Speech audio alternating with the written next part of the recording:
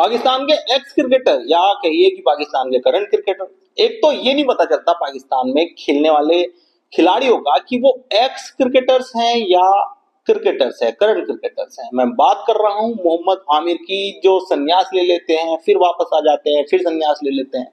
तो आईपीएल में उनसे सवाल पूछा गया कि आईपीएल में अगर खेलने को मिलता है तो आप खेलेंगे या नहीं, तो उन्होंने कहा कि बिल्कुल भाई, आईपीएल में तो खेलना सबका सपना होता है। तो कोई मोहम्मद आमिर ने कोई नया जवाब नहीं दिया, क्योंकि भाई पैसे बहुत बरसते हैं, पीएसएल की औकात सबको पता है कि पीएसएल में क्या होता है क्या नहीं। तो आमिर ने कहा कि एक तो आईपीएल और पीएसएल को एक टाइम पे नहीं कराना चाहिए, क्योंकि अगर पीएसएल में उनको चुन लिया गया और वो पीएसएल छोड़ के जाते हैं आईपीएल में चुने जाने के बाद तो पीएसएल वाले बैन कर देंगे, और आईपीएल में अगर वो पहले चुने गए और फिर पीएसएल का मैच हुआ और वो पीएसएल खेलने आ गए तो आईपीएल से बैन। भाई साहब, आप आईपीएल से तो बैन ही हैं, और अब ये सपना आपका सपना ही रह जाएगा, क्योंकि पहलगाम में जो हुआ उसके बाद आपको आईपीएल में भी खेलना कभी नहीं मिलेगा। अब तो आप भूल जाइए कि इंटरनेशनल में भी आपको खेलना मिलेगा भारत के खिलाफ, क्योंकि बीसीसीआई ने साफ मना कर दिया है कि हम पाकिस्तान से कोई बायलैटरल सीरीज भी नहीं खेलेंगे। अब हो सकता है आईसीसी के किसी इवेंट में मुलाकात हो जाए कभी,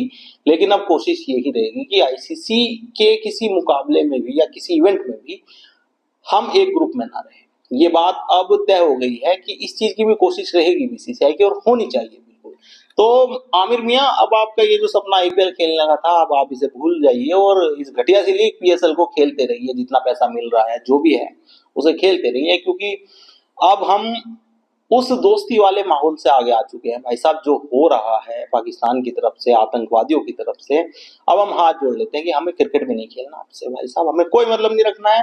चाहे आमिर है चाहे कोई और क्रिकेटर है, अब आप उनमें घर है। बिल्कुल सही फैसला था कि आईपीएल में आप लोगों को बैन किया गया था। अब हमें समझ आता है कि ठीक ही है, ऐसे मुल्क से हमें कोई ताल्लुक रखना ही नहीं है जिसमें इतना आतंकवाद पनपता है और वो मुल्क उस आतंकी घटना पे कुछ बोल ना पाए, उसके लोग वहां का विरोध ना कर पाए। दानिश कनेरिया ने बड़ी अच्छी पोस्ट की थी, और बिल्कुल उन्होंने तो शेम ऑन पाकिस्तान तक लिख दिया उस पोस्ट पे कि इस घटना को भी अगर आप बिल्कुल चुप होके देख रहे हैं तो फिर आपके अंदर की इंसानियत मर गई, और बिल्कुल ऐसा ही है। तो क्रिकेट भूल जाइए, भारत से क्रिकेट भूल जाइए, आप अपना खेलें, हम अपना देख लेंगे। हमें आपसे खेलने में कोई अब चाम नहीं है, कोई चाहत नहीं है आपके साथ खेलने में। आईपीएल में आपके खिलाड़ियों को खिलाने का हमारा बिल्कुल मन नहीं है। हमारा बिल्कुल अच्छा आईपीएल चल रहा है, आप ये आईपीएल करना छोड़ दीजिए। पीएसएल एक लीग है, बहुत बड़ी लीग समझते हैं आप पीएसएल को, तो बस उसको खेलते रहिए।